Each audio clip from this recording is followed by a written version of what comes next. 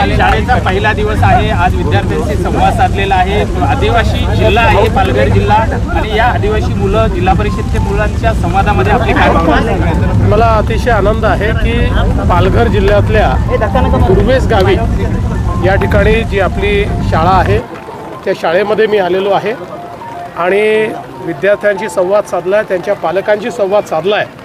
मला अतिशय आनंद आहे की विद्यार्थ्यांची शिकण्याची जिज्ञासा आहे आणि ते चांगल्या प्रकारे या ठिकाणी समजून घेत आहेत, शिकून घेत आहेत। इलेक्ट्रॉनिक बोर्डवर लिहिण्याचे देखील त्यांना या ठिकाणी सराव दिसतो आहे।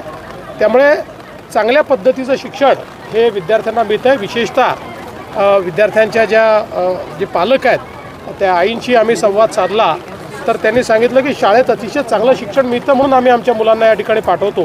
आणि आपल्याला माहिती आहे की आपल्या सर्व मुलांना आपण गणवेश असेल किंवा त्या ठिकाणी मध्यान्ह भोजनाची व्यवस्था असेल, सर्व प्रकारचा त्यांचा विकास व्हावा असा आपला प्रयत्न असतो।